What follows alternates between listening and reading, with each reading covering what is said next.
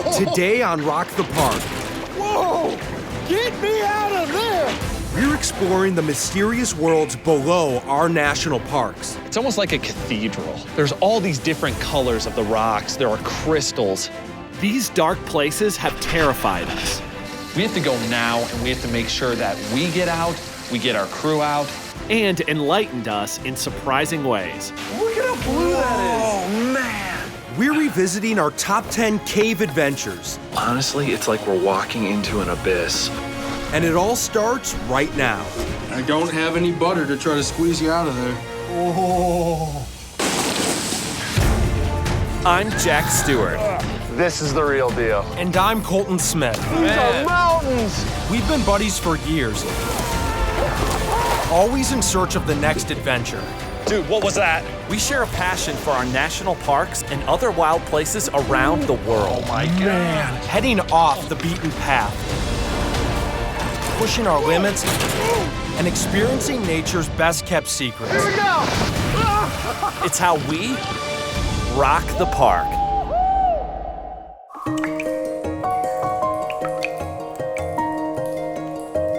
Caves can take millions of years to form, and every single one of these hidden worlds tells a story. There are more than 4,700 caves managed by the National Park Service. Oh, man. It's a little tighter. Mammoth Cave National Park in Kentucky was the first cave we ever explored. It's the longest known cave system in the world. It is more than 400 miles of trails and tunnels, all buried deep inside the earth. Honestly, it's like we're walking into an abyss. Groundwater seeping through the limestone above us has been slowly carving out a maze of pathways and caverns for the last 10 million years, and it still is. This is Mammoth Dome. It's a vertical shaft almost 200 feet high. Oh, wow. Whoa. Look at that. Water droplets, which carry minerals, are also responsible for creating impressive cave formations. This is the frozen Niagara area. Oh, wow, look at down here. Man. Oh, Get one in the eye? in the eye, yeah. These are stalagmites and stalactites. We used to have a hard time remembering which is which until Ranger Vicky Carson let us in on a little trick.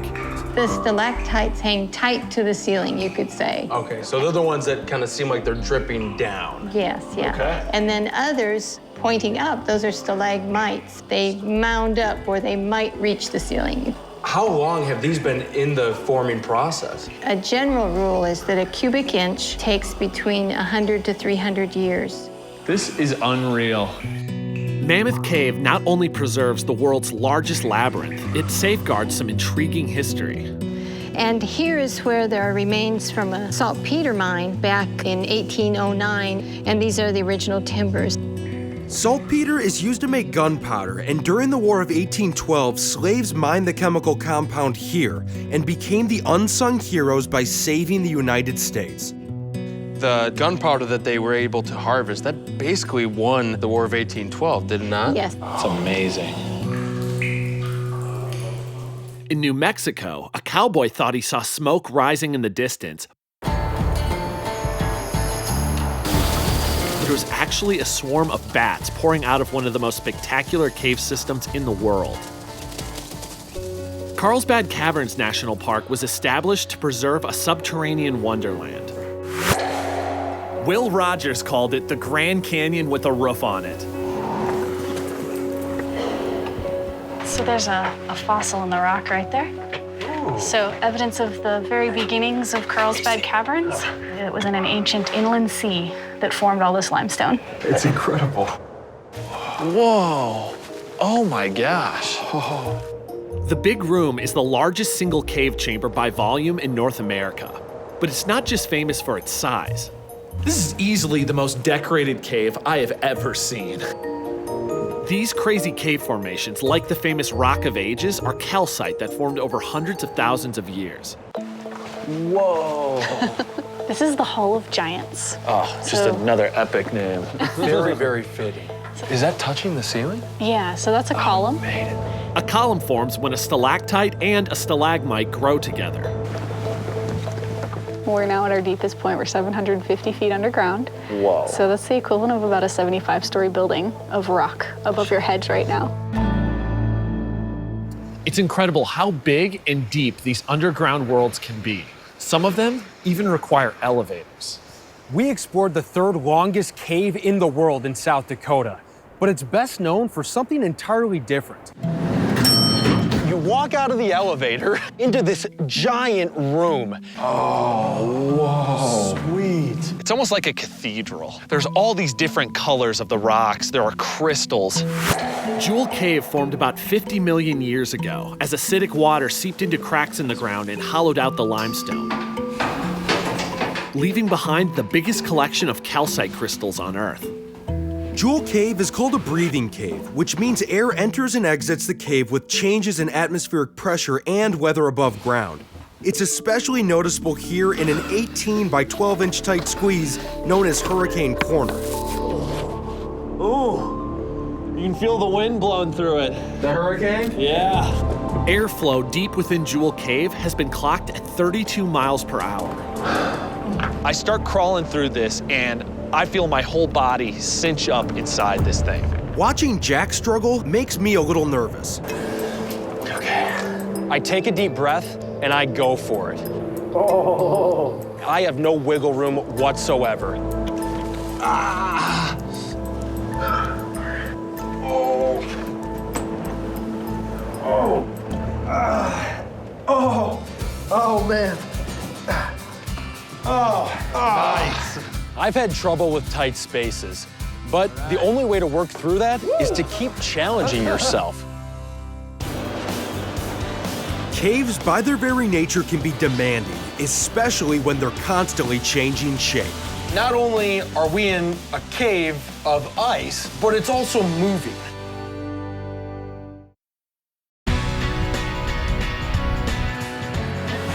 Caves are formed by every element on Earth, including wind, water, fire, and ice, and they're not all underground. One of the first caves we ever navigated was called the Chasm of Doom in Joshua Tree National Park. Now, this isn't a cave in the traditional sense, but more so a series of tunnels through a pile of massive boulders. There's our chasm. Oh, man. Oh, my gosh. All I can see is it's getting a lot darker and a lot narrower. These huge boulders are a type of granite formed 100 million years ago underground. They were exposed when groundwater and flash floods washed away the soil around them. You getting stuck? I think I got it. I don't have any butter to try to squeeze you out of there. This is one giant rock maze, and finding our way is getting tougher and tougher. Definitely not this way. It's dead end. Dead end. Everywhere I look, there's dead ends. I have no idea how to get out of here. We're lost. I see one tight squeeze that might be a little iffy. You gotta be very careful. Jack? How you doing, man? I'm kind of stuck. You down? Oh.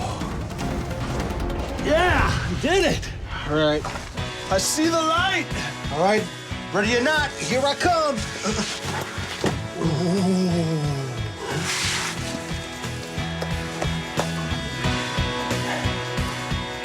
Woo! Take that, Chasm of Doom. Many caves are created slowly over millions of years, while others are created by massive events like a volcanic eruption. They're called lava tubes, and one of our favorites is located near Mount St. Helens in Washington. Lava flow from an eruption about 2,000 years ago created a 2-mile-long tunnel, the longest lava tube in the continental U.S. Imagine this flowing river of superheated lava taking out everything in its path. Right now, we're in the lower cave, which is famous for a couple of unique features that illustrate the power of a lava flow, like this one. Ah, the railroad track. Yeah. Oh, yeah. Holy cow. This looks just like it. Yeah, it does. As the molten lava flowed through here, it shook loose chunks of older lava that had been hardened up above. And that brings us to the most famous feature of the lower cave. Oh. Whoa. And there's your meatball. It's a meatball. The meatball is a lava rock that was carried along until it got wedged in this narrow spot in the ceiling above the tube. That's so cool. Volcanoes aren't the only force of nature shaping our landscape. One of the most spectacular caves we ever visited was an ice cave in Wrangell St. Elias National Park. Glaciers are huge moving sheets of ice. As the glaciers move, cracks can open up at ground level, creating caves inside of the ice. Oh my gosh. Wow. Get in here. Wow. Look at this. Whoa. Look at how blue that is. Oh, man. Whoa. Bright and vibrant, and there's not even that much light that's getting in here, but I guess when you're at the bottom of the glacier where the densest ice is, yeah. Dense ice absorbs every other color on the spectrum except blue. So blue is what we see. And this ice that's down in these caves, it's the oldest ice. Correct. On the glacier. I mean, how old do you think this ice possibly is? We're probably pushing 500 to 600 years down here. It helps to have a knowledgeable guide when encountering a cave for the first time, but we haven't always been that fortunate. We are lost. It's not looking good.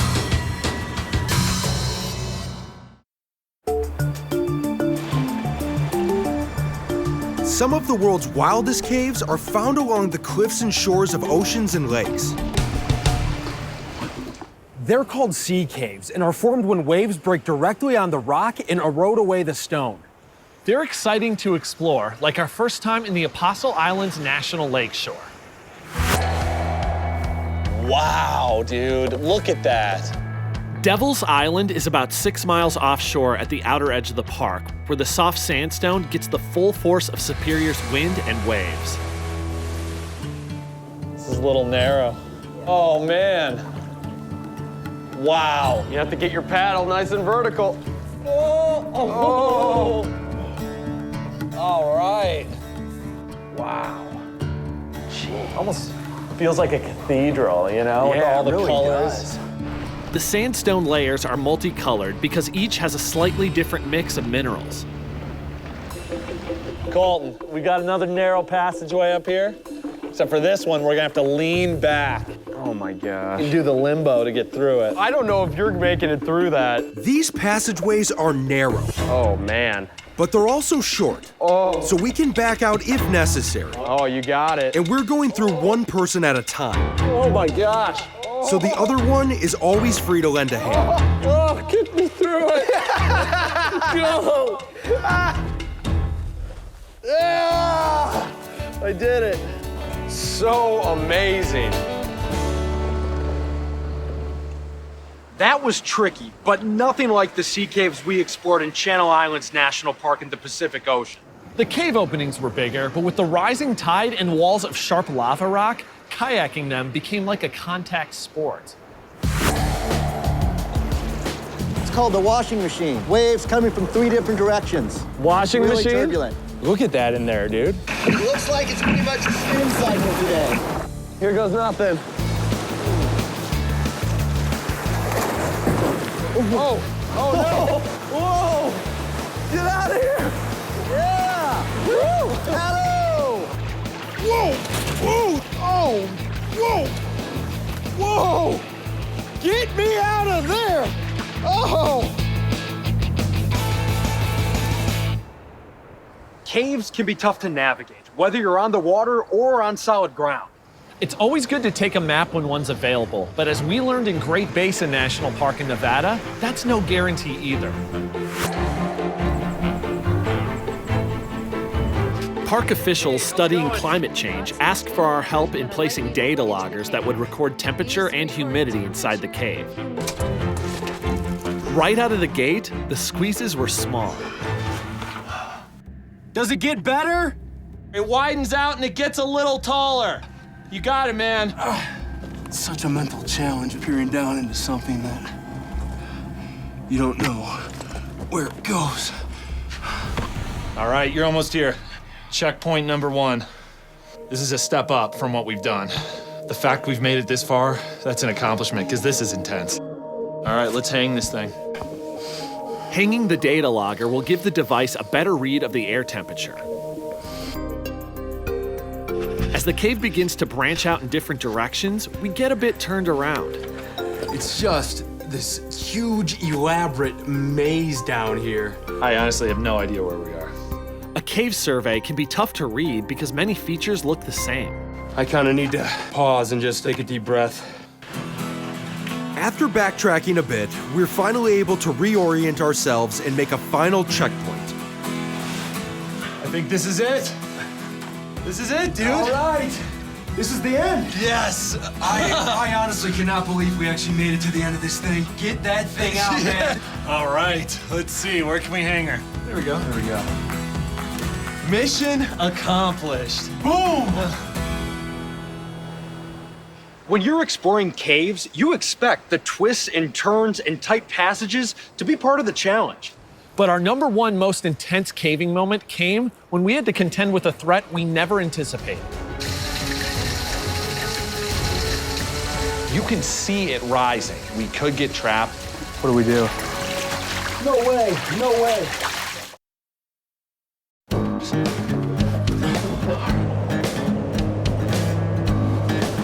Caves are unpredictable, and that's part of the adventure. They can also be very dangerous.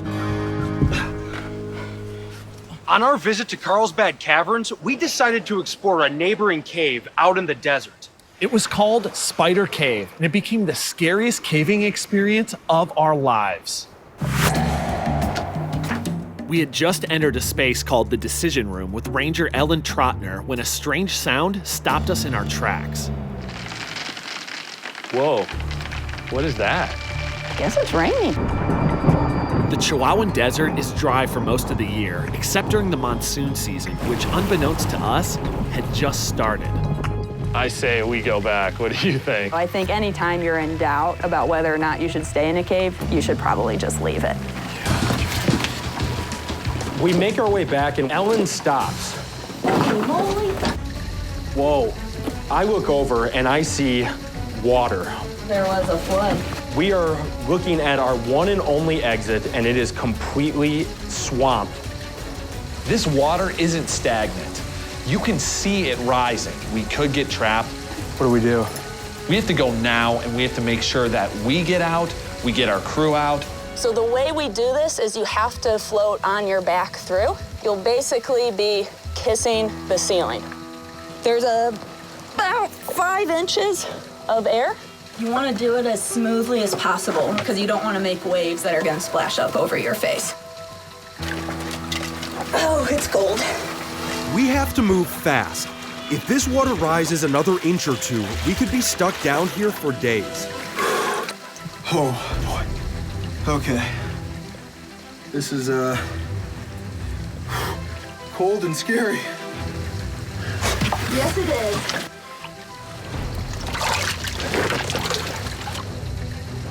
No way, no way. The water is so high that it's coming into my mouth.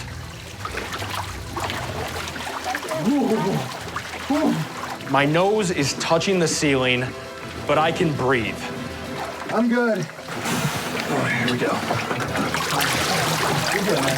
You're good. I feel the water coming up, and it's just about to my lips. You got it, you got it, you got it. You got it. You're there, you're there. Attaboy, attaboy! What the heck? What the heck? Jeez. Thanks to Ellen, we and our crew made it out safely, and we were able to go back in the next day and retrieve our gear.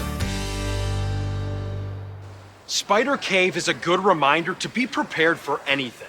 These dark places can shed a lot of light on what you're truly capable of and open up whole new worlds to explore. And remember, hey, if we can do it, so can you. So the next chance you get, go out and rock the park.